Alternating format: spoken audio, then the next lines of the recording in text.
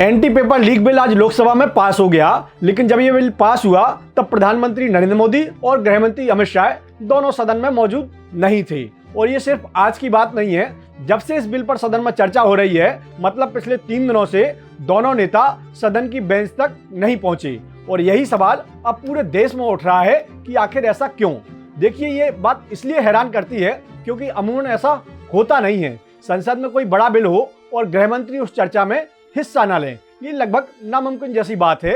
लेकिन इस बार यही हुआ, जबकि गृह मंत्री के आवास से संसद की दूरी बस 3.5 किलोमीटर है, यानी मुश्किल से 10 मिनट का रास्ता। और आज तो गृह मंत्री सदन में भी थे, लेकिन वो बेंच तक नहीं पहुंचे, यानी चर्चा में हिस्सा नहीं लिया। और नोटिस कीजिए, जब स्टूडेंट प्रोटेस्ट चल रहा था तब अमित शाह धोती कुर्ता पहनकर नए लुक में कैमरों में दिख रहे थे। लेकिन धर्मेंद्र प्रधान के इस्तीफे के बाद सीन पूरी तरह बदल गया। प्रधान इस्तीफा देने के बाद संसद पहुंचे, लेकिन अमित शाह फिर एक भी बार कैमरे में नहीं आए। और यही वो वजह है कि आज राहुल गांधी ने सीधे गृह मंत्री को टारगेट किया।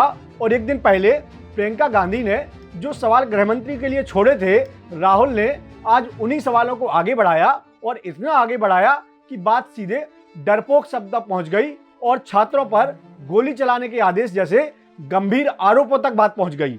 जाहिर है, इतना गंभीर आरोप लगते ही सदन में हंगामा होना तय था। हालांकि विपक्ष के हंगामे के बीच ये बिल संशोधनों के साथ ध्वनि मत से पारित हो गया। लेकिन यहाँ एक और गौर करने वाली बात है, जब स्टूडेंट सड़कों पर उतरे थे तब प्रधानमंत्री मोदी ने खुद इस बिल को लाने का ऐलान किया।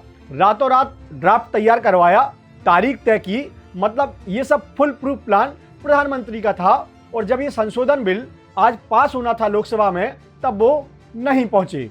और अगर कोई कहे कि प्रधानमंत्री या गृह मंत्री इसलिए नहीं गए क्योंकि विपक्ष हंगामा करता, नारेबाजी होती, तो ये तर्क अपने आप में कमजोर है।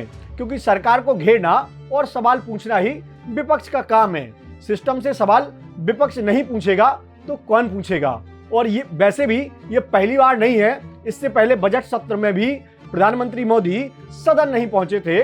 और उस वक्त खुद स्पीकर ओम बिरला ने बताया था कि मैंने ही प्रधानमंत्री से सदन में न आने की अपील की थी, क्योंकि उन्हें आशंका थी कि कुछ विपक्षी सांसद पीएम की सीट के पास पहुंचकर कोई अप्रत्याशित हरकत कर सकते हैं। ये फरवरी 2026 की बात है, जब राष्ट्रपति के अभिभाषण पर धन्यवाद प्रस्ताव के दौरान भारी हंगामा हुआ था। तो भैया, यहाँ असली सवाल सिर्फ अनुपस्थिति का नहीं है। सवाल ये है कि जिस मुद्दे पर देश का भविष्य सड़कों पर उतरा, जिस बिल का श्रेय खुद लेने की प्रधानमंत्री ने कोशिश की, उसी के पास होने के दिन जिम्मेदार लोग सामने क्यों नहीं आए।